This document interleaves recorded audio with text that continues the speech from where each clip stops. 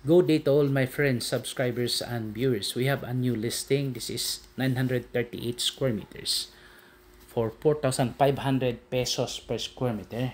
Located in Barangay V2, Minglanilla, Cebu.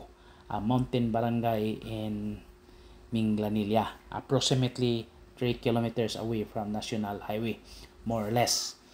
Then this is overlooking to the sea and mountain view. So this is the property. Medyo flat, then slightly sloping sa likod at tibak, no? Apil ng kilid atong balay, guys. You can see the house, no? It is part of the property. So this is the road, no?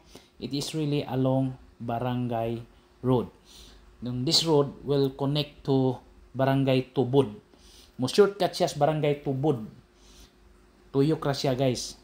Kaning kasadahan niya according to the people around yan, nanay budget ni nanay budget sa gobyerno.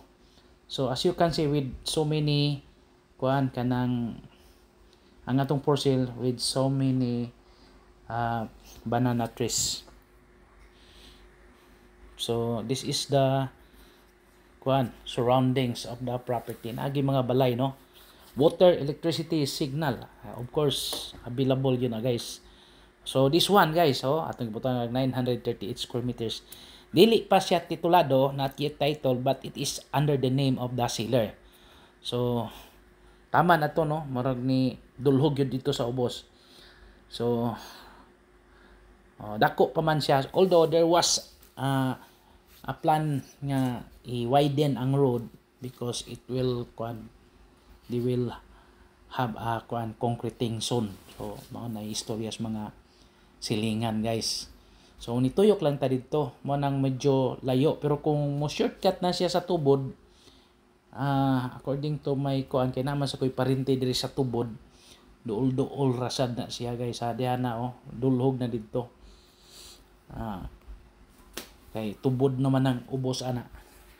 So, nakaadto mo ko tubod nang tay gi-video sa tubod, no. So mo na siya, guys. Actually nindot man sad kay from Cebu City, Talisay, then Minglanilla. Okay, that is my contact number.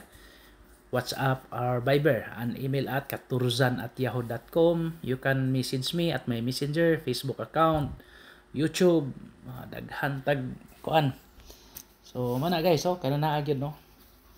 Actually this is very nice for residential. Yeah, fresh air. Fresh air. Nindot kayo, no. Dili saba kay kuan. So if you have properties to, just contact me. I will help you sell your property. So again, mao na tong contact number. So actually the property is very nice, no. The seller is actually not around, they are outside of the country. Ni contact ra sila nako because they are going to sell their property po kay murag for good na sila dito siguro, no. Kita na to atubangan sa atubangan gyud sa kanang naay mga sa tubig, no, meter. So mao na, no. So kini kini gid, guys, mao ni ang for sale, guys, no. Naisit back kuno gamay ani, guys, murag 1 meter para lang sa pag giveaway na sa Punsa Road nga mudako. Side by side mokuha og 1 meter. Manay akong nahibaluan, no. So again, guys, the price is 4,500 pesos, negotiable. So mahangyo pa. So mga mo total ni og 4.2 million, 4,221,000.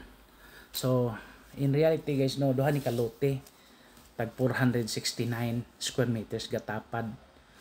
So mana ibaligya magkas for sale at a time. So baligya ni o kausa, dili kay katong pikas kausahon ra og baligya. So siguro kung interested ta, no, if we are interested, just contact me, then to have a site inspection taon na, then for negotiation mag-final lang ta puhon, ha, kay wa may problema, no, manegotiate pa man gyud, mag-istoryahan na ilang kita sa final sa deal, kay niangay mo, mohangyo mo. So nagdepende man na, mayingon masinang UI pananglitan, mohangyo ko kay ako'y bayad sa capital gain, Lux stamp, ana ba.